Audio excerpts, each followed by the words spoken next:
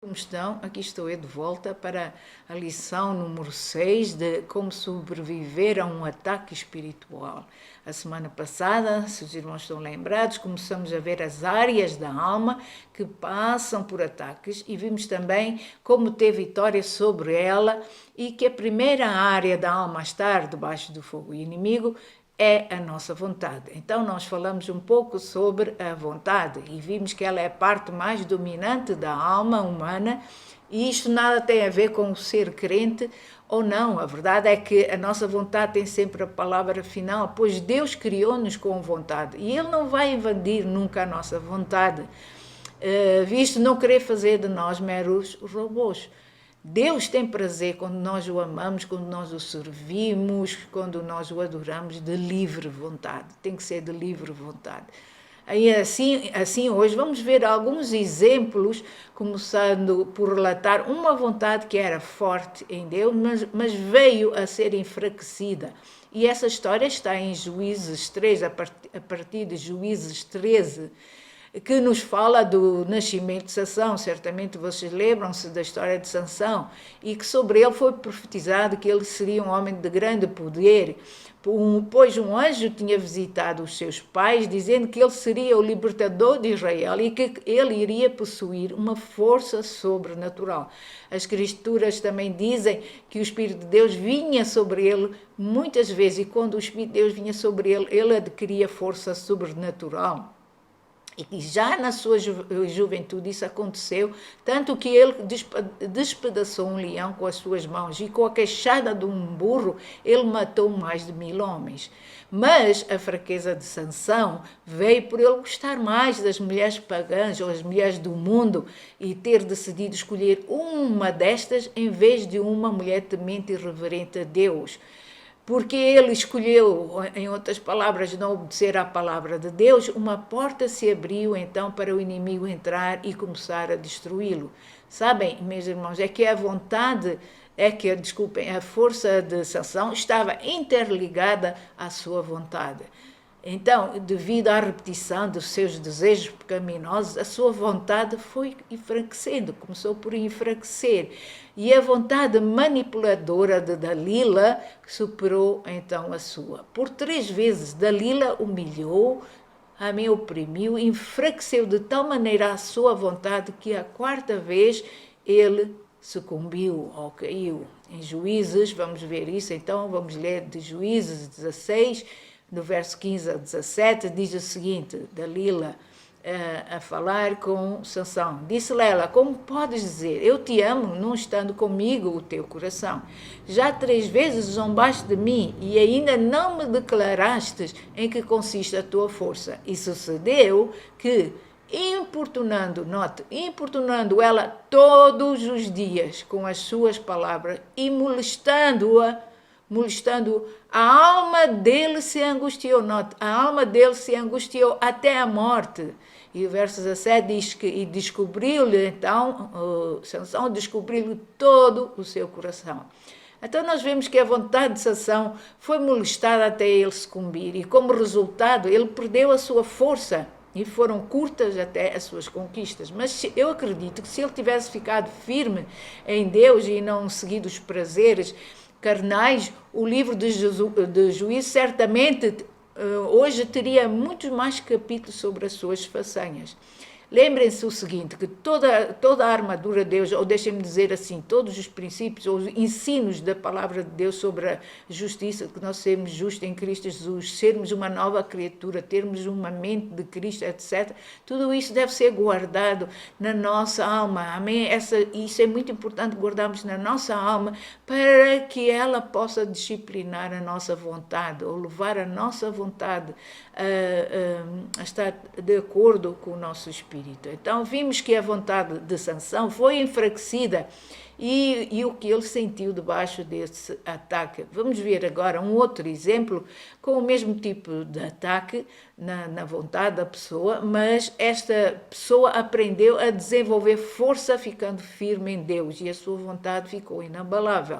E certamente conhecem a história, é de José, em Gênesis 39, do verso 7 a 12, diz o seguinte, vamos ler então Gênesis 39, 7 a 12, diz assim: e aconteceu depois destas coisas que a mulher do seu senhor pôs os olhos em José e lhe disse: deita-te comigo. Porém ele recusou e disse à mulher do seu senhor: eis que o meu senhor não sabe do que há em casa comigo, e entregou em minha mão tudo o que tem.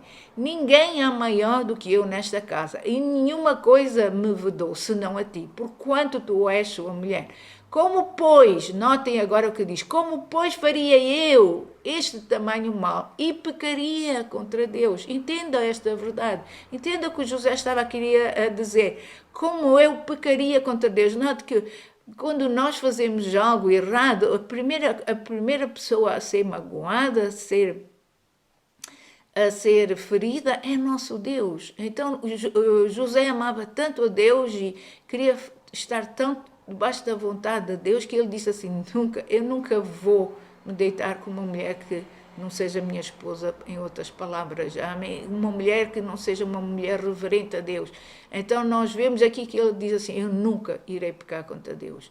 E o verso 10, continuando, diz assim: e aconteceu que, falando ela cada dia, notem que ela, novamente aqui vemos uma mulher que a cada dia estava a tentar fazer José cair, amém? A cada dia José, e não lhe dando ele ouvidos para deitar-se com ela e estar com ela, sucedeu num certo dia que veio à casa para fazer o seu serviço, e nenhum da casa estava ali. E ela lhe pegou sua veste, dizendo, a veste de José: deita-te comigo. E ele deixou, note, e ele deixou a sua veste na mão dela e fugiu e saiu para fora. Certamente já notamos que a resistência inicial não trava o nosso inimigo. Nós vemos isso com Jesus, o próprio Jesus passou por isso. Satanás veio tentá-lo, primeiro com o pão, dizendo, depois de 40 dias de jejum, desculpem, ele tentou Jesus dizendo: tu podes das pedras fazer pão. E Jesus disse: está escrito. E não ficou por aí. Satanás tentou mais uma vez, mais outra vez. Amém? E nós vemos que aconteceu aqui também com José. Depois de dias a ser instigado para cair em pecado, nós vemos que aqui ele mostra a sua força interior ao se afastar dessa investida.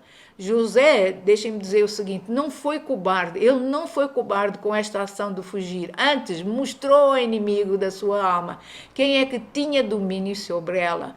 Correr a carreira, como diz Paulo, envolve por vezes afastar-se ou ficar a confrontar a situação. Correr a carreira espiritual é também uma arte.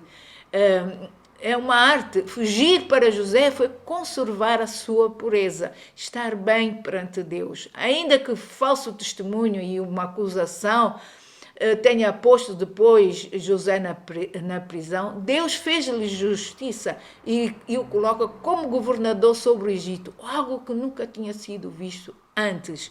Um judeu como governador do Egito, só Deus. Amém? Se José tivesse sucumbido ao ataque do seu inimigo, o seu destino certamente teria sido outro.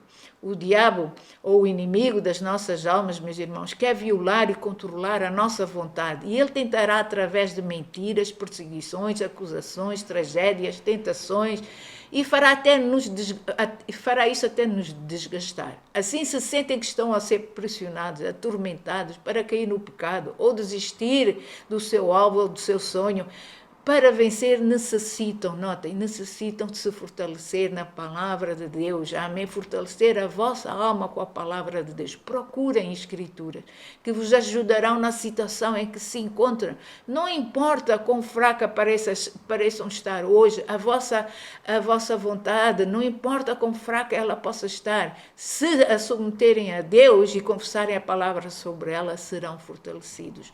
Permitam então a vossa vontade se levantar, injetando nela o hélio, deixem-me dizer assim, o hélio da palavra de Deus. E depois fluam com o Espírito Santo de Deus, louvando em línguas ou no Espírito. Louvem a Deus, amém? Proclamem vida sobre a vossa alma, pois maior é aquele que habita em nós do que aquele que anda no mundo. Salmos 142, o verso 7, diz o seguinte: e faça desta escritura a sua oração. Diga mesmo assim: tira a minha alma da prisão, ó Deus, para que te louve o teu nome. Os justos me rodearão, pois me fizestes bem. Amém. Creia nisso, diga mesmo, Senhor, tira a minha alma da prisão, seja qual for a situação, que você sabe que a sua alma está debaixo de tentação, de domínio do inimigo. Peça a Deus para livrá-lo dessa situação e louve o nome do Senhor. A segunda área da alma que costuma ficar sobre ataque é a imaginação. Imaginação é outra área da alma e é uma área muito vasta, pois pode nos levar a imaginar coisas para além até da nossa inteligência, da nossa sabedoria. Exemplos, nós podemos ter um sonho ou podemos ter uma visão de algo e nem mesmo com toda a nossa inteligência montar ou alcançar o que imaginamos ou até estamos a sonhar. A nossa imaginação tem uma criatividade que, unida ao Espírito de Deus, pode fazer grandes coisas para Deus e também criar coisas nunca antes vistas. Precisamos também de saber distinguir visões ou imaginações de fantasia. Primeiro de tudo, quero vos dizer que fé não é uma fantasia e produz vida, enquanto que fantasias não produzem nada espiritualmente. Então, uma imaginação sem ação no tempo determinado vai se tornar infrutífera. Exemplo, posso dar um exemplo meu. Quando Deus nos chamou para vir para Portugal, estando nós na África do Sul, Deus chamou-nos, nós começamos logo a imaginar, nunca tínhamos estado em Portugal, não conhecíamos Portugal, mas começamos logo a imaginar como seria, o que queríamos fazer. E Deus colocou-nos então nesta nação, nós viemos, fomos obedientes, e porque nós fomos obedientes aqui, Deus abriu a nossa imaginação para ir a outras nações, e nós temos ido a várias nações. Tudo por quê? Porque nós demos a oportunidade que essa imaginação se tornasse frutífera, amém? Fluindo com Deus, cooperando com Deus. Imaginação é uma força poderosa que tem mudado nações, países, cidades, igrejas, comunidades. Ela nos faz mover. Imaginação, meus irmãos, é muito importante para Deus. E se nós conseguirmos ver ou imaginar algo, isso pode vir estar ao nosso alcance e principalmente se for Deus a nos levar a essa imaginação. Gênesis 11, verso 5 e 6, fala-nos aqui de como alguém imaginou algo e que estava a ser bem sucedido. Então, diz assim, em Gênesis 11, diz assim, então desceu o Senhor para ver a cidade e a torre que os filhos do homem edificavam, a torre de Babel, amém? E o Senhor disse, eis que o povo é um, e todos têm uma mesma língua, e isto é o que começam a fazer. Agora não haverá restrição para tudo o que eles imaginarem fazer. Outras Bíblias dizem, intentarem fazer, note, imaginarem fazer. Ainda que esta passagem aqui estivesse debaixo de uma veia, deixem-me dizer assim, errada, o princípio é este. Por estarem todos com o mesmo coração, conseguiram realizar aquilo que estavam a imaginar. Conseguiram realizar. Ainda que a imaginação seja uma força, ela não se autoproduz. E nem se manifesta só pelo falar, ela precisa da ação. Por exemplo, nós temos o rei David. David usa o princípio de imaginação antes de ser rei ao enfrentar Golias. Ele usa o princípio da imaginação. Ele visualiza a queda de Golias e a sua derrota. Ainda que Golias tenha feito o mesmo, só que o Golias imaginou não tinha fundamento divino para que tal acontecesse. Então nós vemos aqui, entre David e Golias, nós vemos duas forças neste confronto. Vemos uma força carnal e uma espiritual. Em Samuel, vamos ler isso para compreenderem um pouco melhor, em Samuel 17, verso 44 a 47, diz assim, disse o filisteu a David, vem a mim, e darei a tua carne às aves, ou seja, isto está a falar de Golias. Vem a mim e darei as tuas carnes às aves e às bestas do campo. David, porém, disse ao filisteu, ou disse a Golias, tu vens a mim com espada e com lança, com escudo. Porém, note agora a coisa mais importante que deu vitória a David. Porém, eu venho a ti, em nome do Senhor, a quem tens afrontado. Hoje mesmo o Senhor te entregará na minha mão. Veja aqui o que David visualizou ou imaginou: e ferir-te-ei, tirar-te-ei a cabeça, e os corpos do arraial dos filisteus darei hoje mesmo às aves do céu e às feras da terra, e toda a terra saberá que há Deus em Israel, e saberá toda esta congregação que o Senhor salva, não com espada, nem com lança, porque o Senhor é a guerra, porque do Senhor é a guerra, e Ele vos entregará nas nossas mãos. Então, Davi disse: eu não preciso usar a espada, não preciso usar arma nenhuma. Deus vai dar a vitória. Por quê?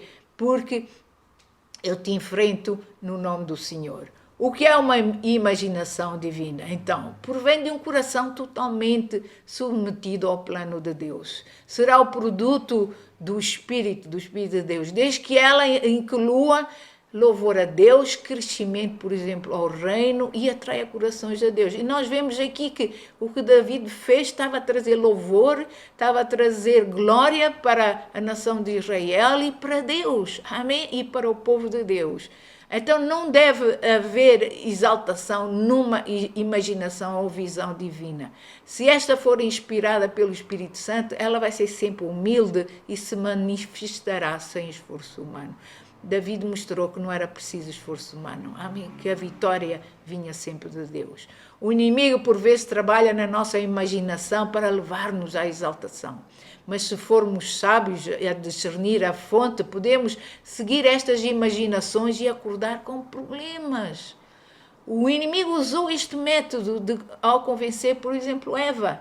Fez com que ela imaginasse até o gosto, a textura da fruta e criou nela uma fábula com o seu destino. Em Gênesis 3, nós vemos isso, verso 4 a 6, diz assim: então a serpente disse à mulher: certamente não morrereis, porque Deus sabe o dia em que dela comer se abrirão os vossos olhos e sereis como Deus, sabendo o bem e o mal. Nota agora, e viu a mulher, ou seja, imaginou a mulher que aquela árvore era boa para se comer e agradável aos olhos. Na sua imaginação, Eva acreditou vir a ser igual a Deus. E ao compartilhar com Adão, passou esta mesma ilusão.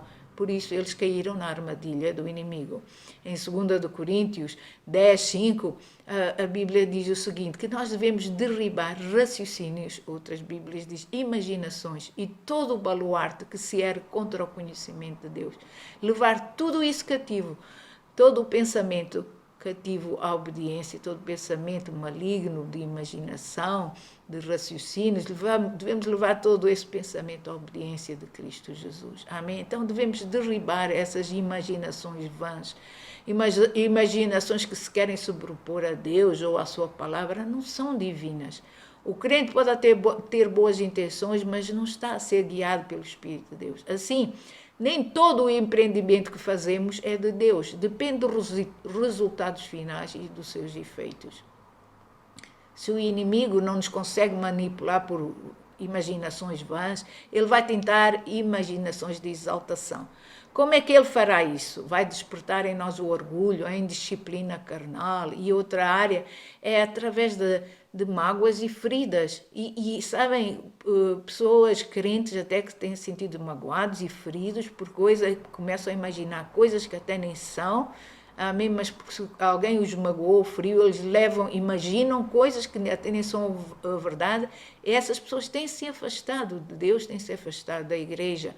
Mas isso são só imaginações malignas e nós temos que saber controlar que tudo aquilo que nos afasta de Deus, da comunhão com Deus, da comunhão com os irmãos, isso são imaginações malignas.